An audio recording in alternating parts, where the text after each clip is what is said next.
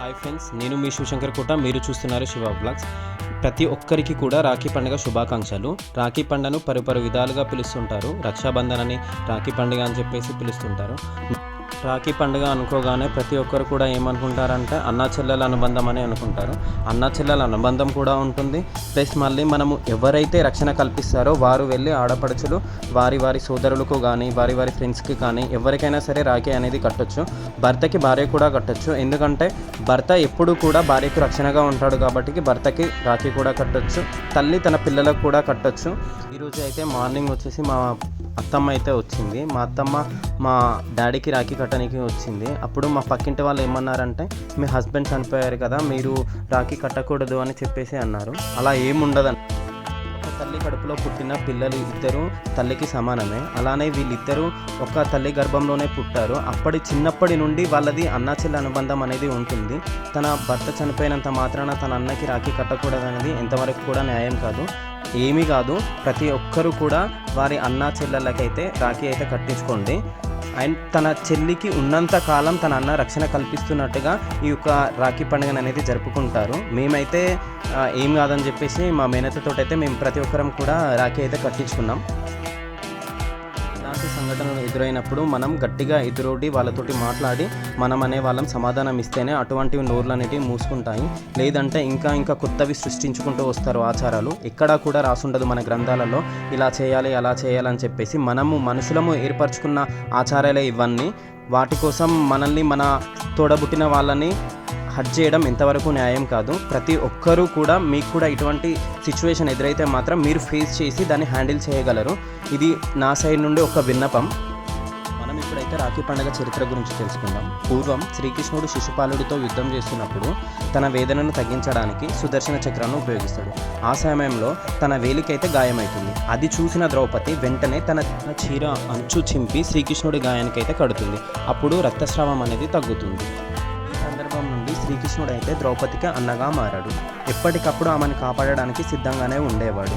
ఇలానే చూసుకున్నట్లయితే ద్రౌపది వస్త్రాభరణం జరిగినప్పుడు శ్రీకృష్ణుడు ఎన్ని చీరలంటే అన్ని చీరలు పంపిస్తూ ద్రౌపదికి అయితే సహాయం చేశాడు. ఈ విధంగా తన చెల్లెలు ఎప్పుడైతే ఆపదలో ఉంటుందో అప్పటి నుండి శ్రీకృష్ణుడు అయితే అక్కడికి వచ్చి ఆదుకునేవాడు.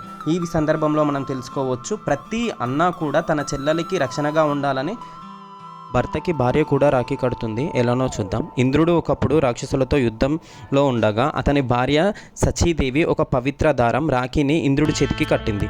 ఈ రాఖీ ఇంద్రుడికి రక్షణ కలిగించి ఆ యుద్ధంలో విజయం సాధించింది. ఇలాగా భార్య భర్తకి కూడా రాఖీ అనేది కడుతూ ఉంటుంది. ఈరోజు మార్నింగ్ అయితే మా అక్క వాళ్ళు అయితే వచ్చేసినారు. మా పిన్ని వాళ్ళ కూతురు అనమాట. వాళ్ళు కూడా రాఖీ కట్టడానికి వచ్చేసినారు. వాళ్ళతో రాఖీ కట్టించుకొని మనకు తోచినంత గిఫ్ట్స్ అనేవి ఇస్తున్నాము. గిఫ్ట్స్ ఇవ్వకున్నా పర్లేదు, వాళ్ళకి ఎప్పుడన్నా ఆపదలో ఉన్నప్పుడు ఆదుకుంటే చాలు. ఈమె మా చిన్నక్క, ఇంతకుముందు చూసినామే మా పెద్దక్క.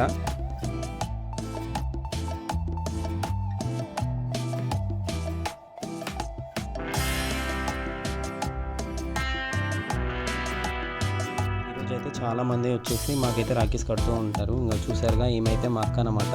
ఇంకా జాబ్ చేస్తుంటుంది. చాలా పాష్ గర్ల్ అనమాట మా అక్క.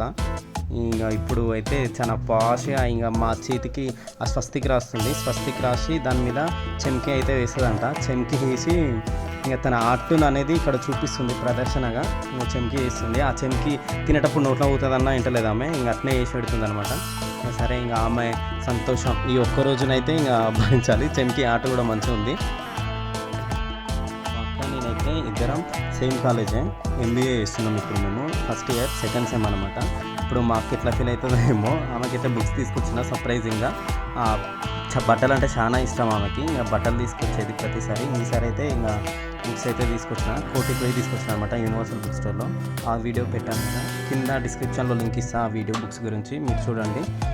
ఇక్కడ చాలా ఎర్లీగానే వచ్చింది. మార్నింగ్ వచ్చేసి కట్టనికైతే రెడీ వచ్చింది, కానీ మేము అప్పటికి స్నానం చేయలేదు. ఇంకా స్నానం చేసి ఉంచినాం. చాలా పద్ధతిగా చేస్తుంది ఏది చేసినా సరే. ఇంకో ఇట్లా హారతి ఇచ్చి దగ్గర చాలా ఏమంటారంటే, మా అన్న వాళ్ళు నా కోసం ఎప్పటికీ అండగా ఉండాలని చెప్పేసి కోరుకుంటుంది. మా అన్నయ్య అనమాట ఆయన. నేను ఆమెకు తమ్మున్నైతే ఖచ్చితంగా మొక్కాలి, లేకపోతే అస్సలు ఒప్పుకోదు.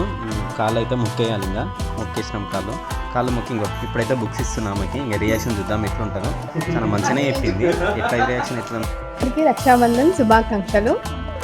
మేము రక్షాబంధన్ చాలా హ్యాపీగా చేసుకున్నాము ఈరోజు. మీరు కూడా అందరూ ఇలానే చేసుకోవాలని కోరుకుంటున్నాను. అందరూ చెల్లెళ్ళకి రక్షాబంధన్కి శారీస్ డ్రెస్సెస్ అట్లా కాకుండా చదువుకోవడానికి ఇలా బుక్స్ ఇవ్వండి. మా అన్నయ్య కూడా నాకు ఇలా నేర్చాడు. సపోర్టింగ్గా ఉంటుంది. అందరూ కూడా ఇలాంటి బుక్స్ వాళ్ళకి అవసరమైనవి, ఇంకా టెక్నాలజీ పెరుగుతుంది కాబట్టి మొబైల్స్ అలా ఇలా కాకుండా ఇలాంటివి చదువుకొని ఇప్పుడు MBA చేస్తున్నాను. మా అన్నయ్య MBA సెకండ్ సెమ్కి, నాకు ఇంకా 1 monthలో ఎగ్జామ్స్ ఉన్నాయి. దానికోసం అని మా అన్న చదువుకొని మంచి ర్యాంక్ రావాలని చెప్పి బుక్స్ ఇచ్చాడు. అలాగే నాకు ఖచ్చితంగా ర్యాంక్ రావాలని కోరుకుంటున్నాను. Thank you friends. వస్తుంటావా ర్యాంక్? ఖచ్చితంగా ఏమో నీదే. ఇంకో అక్క అయితే వస్తుంది, ఎప్పుడు లేటే, ప్రతి పనిలో కూడా లేటే, కాకపోతే చాలా నీట్గా చేస్తుంది ఏదైనా సరే. ఈమె కూడా చాలా పద్ధతి కట్టుబాట్లు అయితే చాలా అంటే చాలా ఎక్కువ. ముంబైలో జాబ్ చేస్తుంటుంది ఈమె. ఇక ఎస్పెషల్లీ రాఖీ బంధన్ అని చెప్పేసి వచ్చింది మా అందరికీ రాఖీ కట్టడానికి. చూసిరే ఇంటికంచర్ అయితే ప్రతిసారి ఓన్గా స్వీట్స్ వేసుకొచ్చేది, మమ్మల్ని సావగొట్టేది ఆ స్వీట్స్ తినమని చెప్పేసి. ఈసారి అయితే ఇంకా స్వీట్ బాక్సే పట్టుకొని వచ్చింది. కలాకండ్ తీసుకొని రమ్మని చెప్పినాం. లేకపోతే ఈమె ప్రయోగాలన్నీ మా మీద ప్రయోగించి చేస్తుంది అనమాట ఆ స్వీట్లు. ఈ రాఖీ బంధానికి ఒక్కసారికే చేస్తుంది ఆ స్వీట్లు, మళ్ళీ మిగతా టైంలో చేస్తుంది అంటే అస్సలు చేయదు. ఇంటికాడ ఒక పని కూడా వేయదు. కానీ రాఖీ పండుగకు మాత్రం ఇంకా స్వీట్ల ప్రయోగం చేసి ఇంకా అందరి మీద ఇట్లా దాడి చేపిస్తుంది. చేసిన స్వీట్లు ఏమైనా చక్కగా వస్తాయంటే చక్కగా రానే రావు, అంతా ఏదో ఒకటి ఖరాబ్ అయ్యే ఉంటుంది. ఇక ఏం చేయలేం, భరించి ఇక తినాల్సి వస్తుంది. రేపు పొద్దుగాల మా బావ ఇట్లా భరిస్తాడేమో కానీ మేమైతే ఇప్పుడు భరిస్తున్నాం. ఇంకా తొందరలోనే మా అక్కకు కూడా పెళ్ళి చేసి పంపించాలి. ఇంకా ఈమెనే ఉంది నెక్స్ట్ పెళ్ళి. అందరి పెళ్ళిళ్ళు అయితే అయిపోయినాయి. కవితలు అయితే మస్తు రాస్తుంది మా అక్క. ఉమెన్స్ మీద మాత్రం చాలా అంటే చాలా కవితలు రాస్తుంది. ఉమెన్ ఎంపవర్మెంట్ గురించి, గృహిణి గురించి, ఇలా ఉద్యోగం చేసే లేడీస్ మీద కూడా చాలా అంటే చాలా కవితలు రాస్తుంది. టైం ఉన్నప్పుడైతే మా అక్క కవితలు అయితే ఒకసారి చెప్పమని చెప్తా. తనతో ఒక వీడియో సపరేట్గా తీసి చెప్తా, అందరికీ చూపిస్తాను. మా అక్క ఇటువంటి కవితలు రాసింది. ఇంతవరకు సాంగ్స్ కూడా చాలా బాగా పాడుతుంది. ఆమె భరతనాట్యం కూడా నేర్చుకుంది అనమాట. ఇంకా మల్టీ టాలెంటెడ్ పర్సన్ అని చెప్పుకోవచ్చు మనం ఏమని. ఇప్పుడైతే ప్రజెంట్ ముంబైలో జాబ్ చేస్తుంది. ఇప్పుడు మళ్ళీ వెళ్ళిపోవాలి. ఇప్పుడు మాకు రాఖీ కట్టేసి మళ్ళీ రిటర్న్ అయితే వెళ్ళిపోతుంది.